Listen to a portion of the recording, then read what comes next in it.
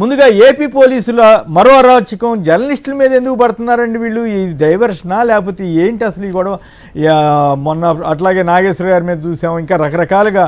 ఒకవైపు ఏమో రాష్ట్రం రావణాకాష్టం కావాలని హైకోర్టు అంటున్నా కూడా పోలీసులు ఎందుకు వెనక్కి తగ్గట్లేదు, పైగా భయపడుతున్నారట. ఏది మొన్న జరిగినటువంటి ఆ నాగరాజు గారు అనేటువంటి సిఐ గారు ఒక గాదె సాయికృష్ణని హింసించిన తీరు, బూడిద చేసిన వైనం మీద రకరకాల కథనాలు వచ్చాయి కదా. సో ఈ నేపథ్యంలో వెంకటేష్ గారు ముందుగా మీరు చెప్పండి. సో ఈ పరిణామాలు ఇక మారవ ఆంధ్రప్రదేశ్లో ఇదే తరహా రాజ్యం కొనసాగుతుందా? ఖచ్చితంగా ఇది ఒక డైవర్షన్ లో భాగం అని చెప్పేసి చెప్పాలి సార్. ఎందుకంటే రాష్ట్రం మొత్తం కూడా గాదే సాయి కృష్ణ యొక్క లాకప్ డెత్ విషయం మీద ప్రభుత్వాన్ని తూర్పారబడుతున్నటువంటి క్రమంలో ముఖ్యంగా వైఎస్ఆర్సీపీ కార్యకర్తలు కానివ్వండి, వైఎస్ఆర్సీపీ నాయకులు కానివ్వండి, దీని మీద సోషల్ మీడియాలో తీవ్రంగా ప్రశ్నిస్తున్నారు. వీటన్నిటిని డైవర్ట్ చేయడానికి తెలంగాణ వెళ్ళి అక్రమంగా అక్కడ ప్రైవేటు వాహనాల్లో తీసుకురావాల్సినటువంటి ఆవశ్యకత ఏముందనేది రాష్ట్ర ప్రజలకు కానివ్వండి, కోర్టుకు కానివ్వండి చెప్పాల్సినటువంటి ఒక పరిస్థితి ఖచ్చితంగా ఈ రాష్ట్ర ప్రభుత్వానికి. పలు కేసుల్లో ఇప్పటి వరకు హైకోర్టు గారు కానివ్వండి, లోవర్ కోర్ట్స్ కానివ్వండి, మీరు 41 year నోటీస్ ఇవ్వండి అని చెప్పేసి అనేక కేసుల్లో మొట్టికాయలు వేస్తున్నప్పటికీ కూడా పక్క రాష్ట్రాలకు వెళ్ళి అక్కడ ఉన్నటువంటి జర్నలిస్టులను కానివ్వండి, ప్రజాస్వామ్యవాదులను కానివ్వండి, ప్రశ్నించేవారు ఎవరైనా సరే వాళ్ళు ఎక్కడున్నా కానీ తీసుకొస్తామని చెప్పేసి బాహ్య ప్రపంచానికి చెప్పడానికి ఇది ఒక ఉదాహరణగా మనం చెప్పుకోవచ్చు. గతంలో అరెస్ట్ చేసినప్పుడు కూడా అతన్ని తీవ్రంగా హింసించినటువంటి ఒక పరిస్థితి ఉంది. దాన్ని ఆయన కోర్టు ముందు అలాగే జగన్మోహన్ రెడ్డి గారి ముందు కూడా చెప్పి వాపోయినటువంటి ఒక పరిస్థితి. కేవలం రెడ్డి సామాజిక వర్గానికి సంబంధించినటువంటి ఒక విలేకరు కాబట్టి తీసుకొస్తున్నారా, అరెస్ట్ చేస్తున్నారా పదే పదే, లేదా ఎవరినైనా ఇదే పరిస్థితి పడుతుంది అని చెప్పేసి మీరు రిమైనింగ్ ఎవరైతే ప్రశ్నించే వాదులు ఎవరైతే ఉన్నారో వాళ్ళకి ఒక ఉదాహరణగా చూపించదలుచుకున్నారా? తెలంగాణ సమాజానికి సంబంధించినటువంటి అనేక మంది కవులు, కళాకారులు, అలాగే రచయితలు ఎవరైతే ఉన్నారో వీళ్ళందరూ కూడా ఈ విషయాన్ని పూర్తిగా, ఈ అరెస్ట్ని పూర్తిగా ఖండించి సోషల్ మీడియాలో బాహాటంగా తెలంగాణ వాళ్ళ తెలుగు ఈ మన ఆంధ్రప్రదేశ్ రాష్ట్ర ప్రభుత్వ పనితీరుని ఎండగడుతున్నటువంటి ఒక వైనాన్ని మనం ఈ రోజు గత రాత్రి నుంచి కూడా చూస్తున్నాం. అయినప్పటికీ కూడా ప్రభుత్వం నిస్సిగ్గుగా ఎందుకు చేస్తుంది ఈ పనులు అనేది చెప్పాల్సినటువంటి ఆవశ్యకత ఉంది. ఖచ్చితంగా కోర్టులైతే ఆంధ్రప్రదేశ్ రాష్ట్రంలో ఈసారి వీళ్ళందరికీ చెంపపెట్టు తగిలేలాగానే వ్యవహరిస్తాయని చెప్పేసి నేనైతే అనుకుంటున్నాను. అటు పక్కన హైకోర్టు మండిపడుతుంది గాదే సాయి కృష్ణ కేసు వ్యవహారంలో. అయినప్పటికీ కూడా వీరు ఇలాగ తెగబడుతున్నారు అని అంటే ఖచ్చితంగా ఇది ఒక డైవర్షన్ లో భాగం. ఎందుకంటే నిన్న అమర్నాథ్ రెడ్డి గారు, సారీ క్షమించాలి, మాజీ మంత్రి అయినట్టు అమర్నాథ్ గారు వస్తారు, ఆయన కన్సెంట్ అధికారుల ముందు హాజరయ్యి ధైర్యంగా ఎదుర్కొంటారు, విచారణ ధైర్యంగా ఎదుర్కొంటారని ఎవరు అనుకోలే. అయినప్పటికీ కూడా ఆయన వచ్చి ఆయన వివరణ ఇవ్వటం జరిగింది. కాబట్టి అక్కడ రాజకీయం చేసేటువంటి అవకాశం ఈ ప్రభుత్వానికి లేదు. కాబట్టి ఏదో ఒక డైవర్షన్ కావాలి. ఇంకొకటి ప్రశ్న అంటే మీకు గుర్తుండే ఉంటుంది కాదు, తేడా చూడండి. వైసీపీ నాయకులకి టీడీపీ చంద్రబాబు నాయుడు గారికి సంబంధించి గతంలో ఒక మైనర్ బాలికకి సంబంధించినటువంటి విషయంలో ఆసుపత్రిలో చేర్చినప్పుడు నేను వెళ్ళి పరామర్శ చేస్తానంటే అప్పట్లో వాసిరెడ్డి పద్మ గారు చాలా తీవ్రంగా అభ్యంతరం చెప్పారు, ఇది ఇట్లా చేయకూడదని చెప్పి. సో అయినప్పటికి కూడా ఆయన అక్కడ హడావుడి చేయటం, దాని మీద మహిళా కమిషన్ నోటీస్ ఇస్తే కనీసం వెళ్ళలేదు, స్పందన కూడా అయినా కూడా అట్లా జరిగిపోయింది. ఇప్పుడు మాత్రం ఇంకా మహిళా కమిషన్ నాకు గుర్తున్నంత వరకు, ఇఫ్ ఐఎమ్ నాట్ రాంగ్, ఇప్పుడు అమర్నాథ్ గారు రావటం అది పద్ధతిగానే ఉంది. కానీ ఈ సమస్య ఏమిటంటే వైసీపీ మహిళా నేతలంతా మమ్మల్ని ఎట్లెట్లా తెలుగుదేశం వారు కానీ జనసేనకు సంబంధించిన వారు కానీ ఎట్లా బూతులు తిడుతూ ఉంది, ఇవన్నీ కంప్లైంట్లు ఇచ్చారు. వాటి మీద కూడా కమిషన్ వారు స్పందిస్తే బాగుంటుందేమో కదా వెంకటేష్ గారు? సార్ వాటి మీద స్పందిస్తే అధికార పక్షంలో ఉన్నటువంటి నేతల మీద కానివ్వండి, కార్యకర్తల మీద కానివ్వండి కేసులు కట్టాల్సినటువంటి ఒక పరిస్థితి ఏర్పడుతుంది కదా. సో వాళ్ళ మీద వాళ్ళు ఎందుకు కేసులు కట్టుకుంటారు? అదే జనసేన కార్యకర్తల మీద మీరు కంప్లైంట్ ఇవ్వండి, ఇమ్మీడియట్ గా దానికి సంబంధించినటువంటి కన్సెంట్ పబ్లిక్ మీద కేసులు కట్టారు.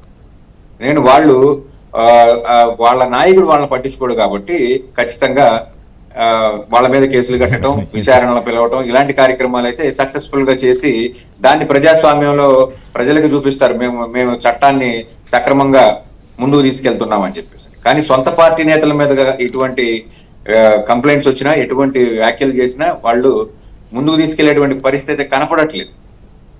అసలు పక్క రాష్ట్రాల నుంచి అరెస్టు చేసేటప్పుడు కొన్ని విధి విధానాలని చట్టపరంగా వీరు చేయాల్సి ఉంటుంది. గాదే సాయి కృష్ణ విషయంలో ఏ రకంగా అయితే సొంత రాష్ట్రంలో చట్టాలను తొంగలో తొక్కి వీళ్ళు చేశారో, ఈ రోజు పక్క రాష్ట్రాల నుంచి తీసుకొస్తున్నటువంటి జర్నలిస్టుల మిత్రులు కూడా ఇటువంటి కార్యక్రమాలే జరుగుతాయా అని చెప్పేసి అని ప్రజలకి భయాందోళనకు గురవుతున్నారు సార్.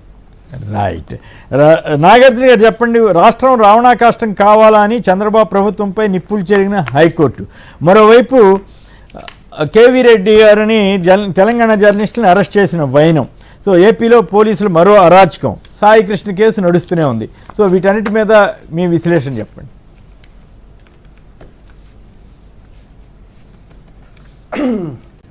నమస్కారం అండి.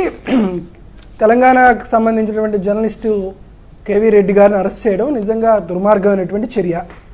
సరే, ఎందుకు అక్కడ సింగళూరు వెంకటేష్ గారు మాట్లాడుతూ బహుశా ఆయన రెడ్డి సామాజిక వర్గ నేత జర్నలిస్ట్ కాబట్టి అరెస్ట్ చేశారు అని అంటే, జర్నలిస్ట్గానే చూస్తాం. ఒకవేళ సామాజిక వర్గాల ప్రాతిపదికను చూస్తే కొమ్మినేని శ్రీనివాసరావు గారిని అరెస్ట్ చేయకూడదు. కానీ కొమ్మినేని శ్రీనివాసరావు గారిని కూడా ఒక తీవ్రవాదిగా, ఉగ్రవాదిగా ఒక పెద్ద ముద్రీకరణ జరిగి ఇక్కడి నుంచి పోలీసులు పెద్ద ఎత్తున తీసుకొని వెళ్ళి సుదీర్ఘమైనటువంటి ఈ జర్నలిస్ట్ అనుభవంలో ఉండి, ఎందుకు చెప్తున్నానంటే మా ఫాదర్ కూడా జర్నలిస్ట్ కాబట్టి ఒక విషయం చెప్పాలి. ప్రజాస్వామ్యంలో నీకు అన్యాయం జరుగుతుందని ఏ దేవుడు కూడా చెప్పేది ఒక జర్నలిస్ట్ మాత్రమే అని నేను ఎక్కడో ఒక పుస్తకంలో చదివా. అసలు జర్నలిస్ట్ ఎవరైనా సరే ప్రభుత్వాన్ని, వారికి వ్యక్తిగతంగా ఏదైనా ఒక రాజకీయ పార్టీ పైన కాస్త ఇష్టాయిష్టాలు ఉన్నా కూడా ఒక ప్రభుత్వాన్ని ప్రశ్నించడం అనేది వారికి ఒక సామాజిక యొక్క బాధ్యత. నిజానికి ఆ చెక్ అండ్ బ్యాలెన్స్ సిస్టమ్ అనేది ప్రజాస్వామ్యంలో ఉండాలి. అలా ప్రశ్నించేదే కారణంతో కొమ్మినేని గారి పైన అరెస్ట్ చేసినా కానీ, లేకపోతే ఈశ్వర్ గారి మీద కేసులు పెట్టినా కానీ, సాక్షి పత్రిక పైన ఎడిటర్ మీద కేసు పెట్టి కానీ, ఇప్పుడు కేవీఆర్ గారిని అరెస్ట్ చేసినా కూడా దానికి ఒక పద్ధతి పాడు అనేది ఉంటుంది. ఒకవేళ నిజంగా కేవీఆర్ గారు ఏదన్నా ఒక అభ్యంతరకరమైన వార్తలు చేశారు, అతని మీద ఒక కేసు రిజిస్టర్ అయ్యిందని మనం నమ్ముదాం, అయితే అరెస్ట్ చేయాల్సినటువంటి అవసరం ఏంది? మనకి అర్నేష్ కుమార్ స్టేట్ ఆఫ్ బీహార్ అనేటువంటి ఒక తీర్పు ఉంది.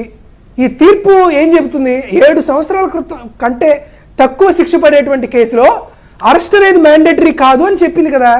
ఆయన భయపడి పారిపోయి ఎక్కడికో విదేశాలకు వెళ్ళిపోయేటువంటి వ్యక్తి కాదు కదా, తీవ్రవాది కాదు కదా జర్నలిస్టు, తీవ్రవాది కాదు కదా విలేకరి. అంటే అతనికి ఒక 41 నోటీస్ ఇవ్వండి, విచారణకు రమ్మని చెప్పండి. విచారణకు వస్తే తను ఇచ్చినటువంటి దానిపైన సరిగ్గా లేకపోతే ఒకవేళ అరెస్ట్ చేసి కోర్టులో ప్రొడ్యూస్ చేయండి. ఆయన కూడా రిమాండ్ ఇవ్వకూడదని మెజిస్ట్రేట్కి సెక్షన్ 161 సిఆర్పిసిలో స్పష్టంగా మెకానికల్ రిమాండ్ ఇవ్వకూడదని స్పష్టంగా ఉంటుంది. అయినా కూడా కుటుంబాన్ని బెంబేరి తెచ్చే విధంగా కేవీఆర్ అరెస్ట్గా నేను చూడట్లా, ఆ జర్నలిస్ట్ కేవీఆర్ అరెస్ట్గా నేను చూడట్లా. ఇది ఈ ప్రభుత్వాన్ని ప్రశ్నించాలనేటువంటి ఆలోచన ప్రతి ఒక్కరి కుటుంబాలు కూడా భయభ్రాంతులకు గురయ్యేటువంటి అరెస్టుగా నేను చూస్తున్నా. ఎందుకు మీరు అతనికి వెళ్ళడం? అర్ధరాత్రి పూట వెళ్ళి వారి కుటుంబంలో ఉన్నటువంటి కుటుంబ సభ్యులు భయభ్రాంతులుగా చేసి ఆడవాళ్ళని బయటకు లాక్కొని వచ్చి చిన్నపిల్లలను కూడా లేకుండా మహిళా కానిస్టేబుల్ లేకుండా మహిళని అట్లా లాక్కొని బయటకు రావాల్సిన అవసరం ఏముంది? అతను ఏమైనా మర్డర్ చేశాడా? అతను ఏమైనా దొంగతనం చేశాడా? లేకపోతే అతను ఏమన్నా వేరే కార్యక్రమాలు ఏమైనా చేశాడు? చేయలేదు కదా. ఈ ప్రభుత్వాన్ని ప్రశ్నిస్తూ ఒక వ్యాఖ్యానం చేశాడు. దానికోసం మీరు ఎందుకు అట్లా వెళ్ళడం? అసలు మీరు ఏ సంబంధం ఉండదు? వితౌట్ మీరు పోలీసు యూనిఫామ్తో మీరు అక్కడికి వెళ్ళారు. ఒక ప్రైవేటు వాహనంలో ఎందుకు మీరు అట్లా భయభ్రాంతులకు గురి చేసినట్లు? మేము కూడా ఆంధ్రప్రదేశ్ రాష్ట్రంలో ఉన్నటువంటి ప్రతి పోలీసులకు ఒకటి విజ్ఞప్తి చేస్తాం. ఒకవేళ మమ్మల్ని అరెస్ట్ చేయాలని మీరు భావిస్తే మీరు ఎర్లీ మార్నింగ్ బ్రహ్మాండంగా రాండియా, వచ్చి మీరు నోటీస్ ఇవ్వండి, ఏ కేసులో అరెస్ట్ చేస్తున్నారో రాండి, బ్రహ్మాండంగా మీతో పాటు పోలీసులకు వస్తాం. కానీ మీరు భయభ్రాంతులకు గురి చేయాలా? సమాజంలో ఒక ఇబ్బందికరమైన వాతావరణం సృష్టించాలా? ఈ కూటమి ప్రభుత్వాన్ని మేము విమర్శలు చేస్తే మిమ్మల్ని సామాజికంగా సొసైటీలో చిన్నబుచ్చుకునేలాగా, మీ మానవ హక్కులు, మీకు ప్రాథమిక హక్కులు భంగం వాటిల్లాగా మిమ్మల్ని సొసైటీలో ఆల్రెడీ క్రిమినల్గా ఒక ముద్ర వేయడానికి మీకు ఈ విధమైనటువంటి అరెస్ట్ చేస్తారనేటువంటి మెసేజ్ ఇవ్వడానికి కార్యక్రమం చేశారు. సరే, కేవీఆర్ గారి అరెస్ట్ ఇప్పటికీ 2-3 సార్లు హైకోర్టులో అభ్యంతరకరమైన వ్యాఖ్యలు పోలీసులను ఉద్దేశించి హైకోర్టు చేసినా కూడా ఇంకా ఏదో చేస్తున్నారు. కాబట్టి ఆంధ్రప్రదేశ్ రాష్ట్రంలో ఉన్నటువంటి కొంతమంది పోలీసులకి కొంతమంది పోలీసులకు విజ్ఞప్తి చేస్తున్నాం, 2024 నుండి ఎప్పుడైతే అధికారం వచ్చిందో, ఎప్పుడైతే వైఎస్ఆర్ కాంగ్రెస్ పార్టీకి అప్పటిదాకా ఈ టైం పీరియడ్లో జరిగేటువంటి ప్రతి దానిపైన మేము ఖచ్చితంగా హైకోర్టు సిట్టింగ్ జడ్జితో ఒక ట్రిబ్యునల్ ఏర్పాటు చేసి విచారణ ఎట్టి పరిస్థితిలో చేసి తీరుతాం. ఎవరైతే 7 years below state of Bihar versus Arnesh Kumar జడ్జిమెంట్ని ఫాలో అవ్వకుండా అరెస్టులు చేశారో వారి అందరినీ కూడా ట్రిబ్యునల్ ముందు కూర్చోబెడతా వారిని చట్ట ప్రకారంగా చర్యలు తీసుకోవడానికి వైఎస్ఆర్ కాంగ్రెస్ పార్టీ ఏమాత్రం కూడా వెనకడదు. అవసరమైతే చట్ట సవరణ చేసైనా సరే మీ అందరిపైన డిపార్ట్మెంటల్ ఎంక్వైరీ వేయకపోతే వైఎస్ఆర్ కాంగ్రెస్ పార్టీ కాదు అనేది గుర్తుపెట్టుకోండి. ఏదో మీకు నచ్చినట్టు మీకు ఇష్టం వచ్చినట్టు చట్టాన్ని చేతిలోకి తీసుకొని వైఎస్ఆర్ కాంగ్రెస్ పార్టీ శ్రేణుల పైన ఇలా మాట్లాడేటువంటి జర్నలిస్టుల పైన మీకు నచ్చినట్టు చర్యలు తీసుకుంటామంటే కుదరదు.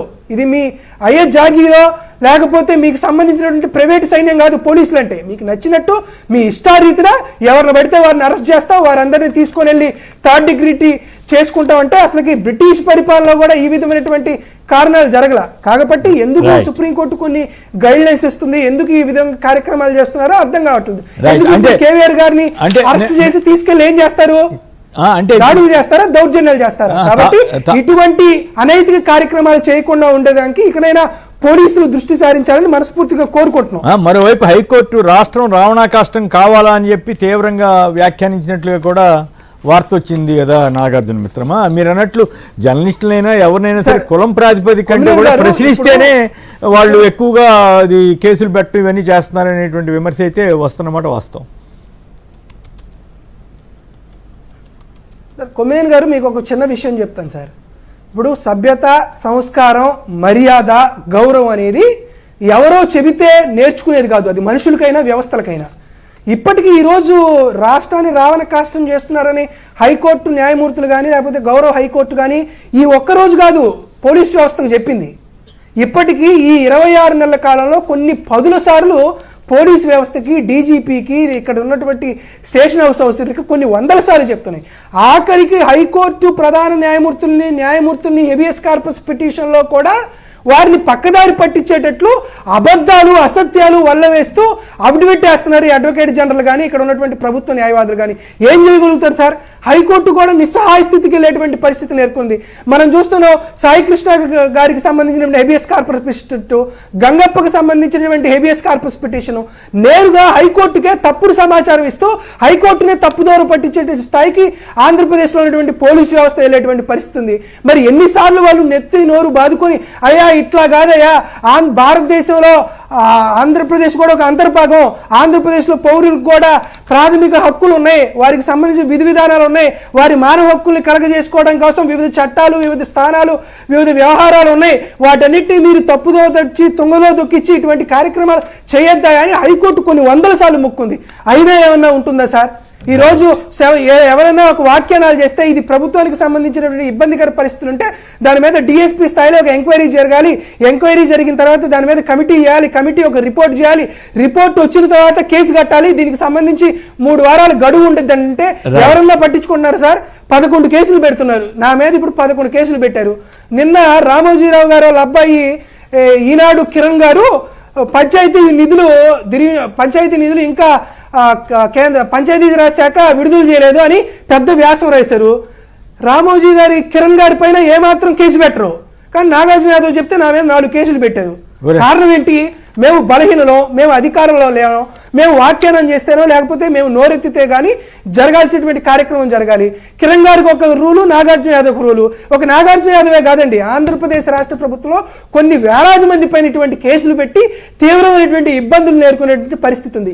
ఎన్నిసార్లు మొట్టికాయలు వేసినా, ఎన్నిసార్లు హైకోర్టు వారు తలంటినా కూడా పోలీసు వ్యవస్థలో ఏమాత్రం కూడా ఆలోచన జ్ఞానం లేదు. ఎవరైతే వారి పైబాసులు చెప్పామో మేము పనిచేస్తున్నాం అనేటువంటి కారణాలుగానే కనపడుతుంది. కాబట్టి రేపొద్దున జగన్మోహన్ రెడ్డి గారు వచ్చినా కూడా వీరందరూ అనుకుంటున్నారు, రేపొద్దున జగన్మోహన్ రెడ్డి గారు అధికారంలోకి వచ్చినా కూడా ఉండేది మా పోలీసులే కదా, ఉండేది మా ఎస్పీలే కదా, ఉండేది మా ఐజీలే కదా, వారు కూడా పోలీసులే కదా, రేపొద్దున అధికారంలోకి వస్తే మా పోలీసుల వ్యవస్థల్ని అధికారంలోకి ఉన్నటువంటి ఉన్నతాధికారులు కాపాడుతారనేటువంటి ఆలోచన ఇప్పుడున్నటువంటి SHOలో ఇప్పుడున్నటువంటి సీఎలు చేస్తున్నారేమో ఒకసారి గుర్తుపెట్టుకోండి.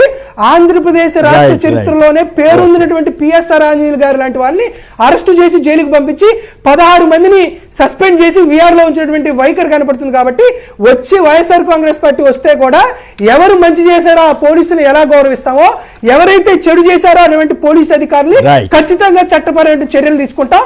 ఆ రోజు డీజీలు చెప్పారా, ఐజీలు చెప్పారా, లేకపోతే ఎస్పీలు చెప్పారా అనేటువంటి విషయాల్ని ఎట్టి పరిస్థితుల్లోనూ వైఎస్ఆర్ కాంగ్రెస్ పార్టీ ప్రాథమిక హక్కులకు విఘాతం కలిగించిన పోలీసు అధికారుల్లో ఎటువంటి పరిస్థితుల్లో వెనుకడుగు వేసే పరిస్థితి ఉంది కాదు.